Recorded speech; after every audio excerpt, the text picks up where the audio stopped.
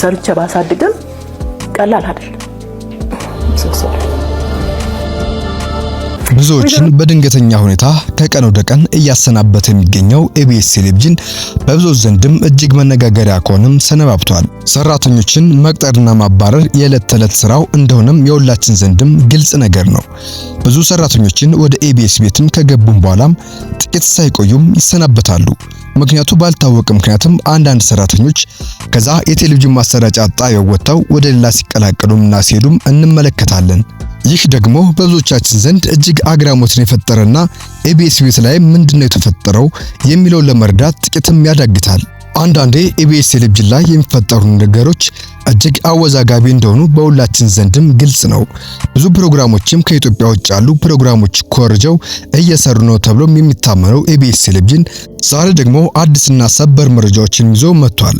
ብዙ ሰራተኞችን አንዳንዴ ከሃይማኖታዊ ተቋም ጋር ግጭት ውስጥም የሚገባው ኢቢኤስ ቴሌቪዥን ብዙ ጊዜም በሃይማኖትና በማዕተም ምክንያትም ብዙ ሰራተኞችን ከሚሰሩበት የሥራ ገበታ ያሰናበተ የሚል ነገርም እጅግ እንደተበራከተም በሁላችን ዘንድም ግልጽ ነገር ነው።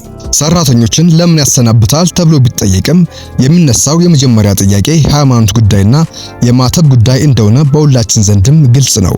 አንዳንድ እሰጥ አገባ ውስጥም የገባው ኢቢኤስ ቴሌቪዥን ሀና ዮሐንስ ጋር የነበረው ክርክርና ውዝግብም ማዕተብሽን አውልቄ በሚል ምክንያትም ከቤት ተባረራለሁ ስትልም መደመጧም ይታወቃል። ብዙ ጋዜጠኞችና ሰራተኞችም ከዛ ቤት እየወጡ ወደ ሌላ ቦታም እየተቀላቀሉም ይገኛሉ።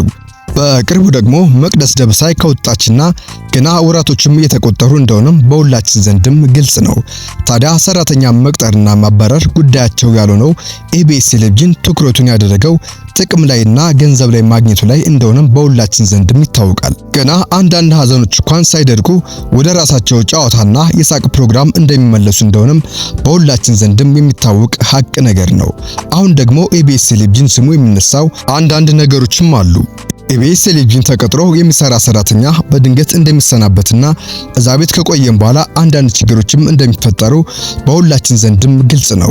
ታዲያ ኢቢኤስ ቴሌቪዥን ላይ የሚነሱ ነገሮች በከፊል እውነት እንደሆኑ እዛው የነበሩ ሰዎችና በውስጥ በኩል ስራ የሚሰሩ ካሜራማኖችን ጨምሮ አንዳንድ ሐሳቦችንም ሰጥተውናል። ኢቢኤስ ቴሌቪዥንም ሰራተኞችን ማሰናበቱም እጅግ ተራ ነገር እንደሆነም ያስባል። አንድን ፕሮግራም በአንድ ሰው ብቻም አያስቀጥልም። ዛሬ አንደኛው ነገ ሌላኛው ይዟል። ያ የሚሆንበት ምክንያት ምንድነው? አንድን ፕሮግራም ብቻውን አንድ ሰው ከሰራ ከሆነ ተመልካቹ እኔ ከሌለው ሌላ ሰው ያንን ፕሮግራም መስራት አይችልም ብሎ እንዳያስቡ ኢቢኤስ ያንን ቴክኒክም ይጠቀማል። አንድ ፕሮግራም ብቻ ይዞ ለረጅም ጊዜም አይቆይም። አንደኛውን ያሰናበቱና ሌላኛው ደግሞ እነሱ እንኳን ፈጥረው ያመጡት ጫዋታና የፕሮግራም ማሰራጫ ፕሮግራም እንኳን ቢሆንም ከነሱ ቀምቶ በሌላ ሰው ማስቀጠልም የዕለት ተዕለት ስራው እንደሆነም የሁላችንም ዘንድም የሚገለጽና የማይረሳም ሀቅ ነው። ኢቢኤስ ቴሌቪዥን ሲነሳ አንዳንድ የሚነሱ የሰራተኛ ድንገተኛ መባረርና አዳዲስ የሚቆጠሩ ሰራተኞችም ነገሮችን መካተት እንደሆነ በሁላችን ዘንድም ግልጽ ነው። ስሙ በዚህ ልክ ይነሳ እንጂ አንዳንድ መልካም ጎኖችም እንኳን ቢኖሩትም ነገር ግን ለማዕተብና ለተለያዩ ነገሮችም ያለው ጥላቻና አንዳንድ ሐሳቦችም እጅግ ተቃውሞ የሚያስነሱና ጥያቄ የሚፈጥሩ ሆነውም ከከረሙም ሰነባብተዋል። ሉላ ገዙ እጅግ መልካምና ውብ ቆንጆ እንደሆነችም በሁላችን ዘንድም ይታወቃል። እሷን የማይወዳት ሰው አለ ብሎ ማመን እጅግ ቢከብድም ኢቢኤስ ቴሌቪዥን ድምቀት እንደሆነችም ለረጅም ዓመታቶችም አብራም ቆይታለች። ከሷ ጋር የሚሰሩ ሰዎችም ብዙዎችም ሲሰናበቱ ከሚሰሩበት ቦታም ሲነሱ እና ወደ ሌላ ቴሌቪዥን ማሰራጫ ጣቢያም እንኳን ሲጓዙ እሷ ለረጅም ዓመታቶችም ከዛ ቤትም እንደቆየችም ይታወቃል። ያ የሚሆንበት ምክንያት ምንድነው?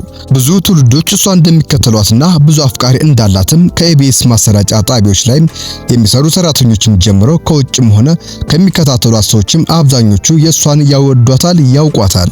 ተክለ ሰውነቷ እጅግ ይማርካል። እሷ ራሷ እጅግ የምትጠነቀቅና በወንዶች ዘንድም የሚወደድ ተክለ ሰውነት ያላት እንደሆነ በሁላችን ዘንድም ግልጽ ነው። ታዲያ ለረጅም ዓመታቶችም በኢቢኤስ ቤት ብትቆይም በብዙ ፈተናዎች መካከልም ነገሮችን ለማምለጥም እየታገለች እንደሆነም በሁላችን ዘንድም ግልጽ ነው። አብሯት የነበሩ ሰራተኞችም ተሰናብተዋል። አዲሶችንም ቀጥለውም እየሰሩም ይገኛሉ። ያ የሆነበት ምክንያትስ ምንድነው ብለንም ጠይቀን ነበር። ኢቢኤስ ቴሌቪዥን እኔ ያልኩት ውጭ ሌላ ነገር አይሆንም ብሎ የሚያምን ስለሆነ በተጨማሪ ደግሞ ሰራተኞችን ማሰናበቱ በፊትም ሌላ አዲስ ሰራተኛ ካገኘ ያንን ሰው የሰለቸውና ወይም ቀጥሎ እዛ ቤት እንዳይቆይ ሰበብ በመፈለግ እንደሚጀምርም በሁላችን ዘንድም የሚታወቅና ባለ ጉዳዮችም የተናገሩም የሚገኙትም ሀቅ ነው። ታዲያ ዛሬ ደግሞ አዲስና ሰበር መረጃዎች መጥተዋል። ሉላ ገዛኸኝ ባላት ሁኔታ ኢቢኤስ ቤትም እጅግ ተወዳጅነትም ካተረፉና መልካም ስብዕና ካላቸው ሰዎችም ረጅም ጊዜያቶችንም በኢቢኤስ ቤትም ካስቆጠሩ ሰዎች ውስጥም ብትመደብም ነገር ግን አልፎ አልፎ በሰው ቤት ተቀጥሮ መስራትና ረጅም ጊዜ ተመሳሳይ ስራ መስራት ህይወትን የሚያመጣው ለውጥ እጅግ ትንሽ ከመሆኑም የተነሳ ሉላ ገዛኸኝ ይህን ነገርም በደንብ የተረዳቸውም ይመስላል። ታዲያ ኢቢኤስ ቴሌቪዥን አዲስና ሰበር ነገሮችን ይዞ ብቅ እያለም ይገኛል። አዲስ 3 አቅራቢዎችን ወይም የቴሌቪዥን አቅራቢ ሰራተኞችን በመቅጠር ላይ ይገኛል። ይህ የሆነበት ምክንያት ምንድነው ስንልም ጠይቀናል። ትናንት ከሰሩ ሰዎች በላይም አዲስ የሚቀጠሩ ሰዎችም በስራ ሞራል የቴሌቪዥን ማሰራጫ ጣቢያው የማነቃቃትና የተሻለ ሰዎችን የማምጣትም አቅም አላቸው ብሎም ያምናል። ስለዚህም ወንዶችን እንኳን ቢያሰናብት ዘውትር ደሳለኝ እንግዲህ ከወጣ ገና ሳምንት አልተቆጠረም። ይህ የሆነበት ምክንያት ምንድነው ብለንም ጠይቀን ነበር።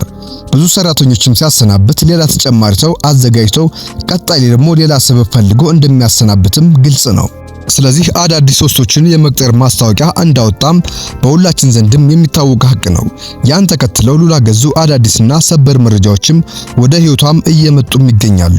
አንዳንድ ነገሮችም ግራ ቢያጋባትም አብረው የነበሩ ሰራተኞች መሰናበትና የልፈታቸው ጉዳይም ግራ ቢያጋባትም ነገር ግን በስተመጨረሻም ነገሮችን ወደ ራሷ ህይወትና መንገድ ለመግባትና ለመንቀሳቀስም እርምጃ መጀመሯም ተሰምቷል። ይህ የሆነበት ምክንያትስ ምንድነው ብለን በድጋሚ ጠይቀናል። ኢቢኤስ ቴሌቪዥን ከዚህ በኋላ ባለው ህይወት መንገድ ውስጥም አዳዲስ ነገሮችን ይዞ ብቅ ሊል እንደሆነም ጭምጭምታም ደርሷት ነው ተብሎም እየተነገረም ይገኛል። አዳዲስ ሰራተኞችን ቀጥረው ከዚህ በፊት የነበሩትን ደግሞ ወደ ሌላ ተቋም እንዲገቡ እድል ለማመቻቸት ነጻ ፍቃድ እንደሰጣቸውም በሁላችን ዘንድም ግልጽ ሊሆንም ይገባል። አሁን ላይ ባለው ሁኔታ ሉላ ገዛኸኝ ያለችበት ሁኔታም እንደዚህ ነው።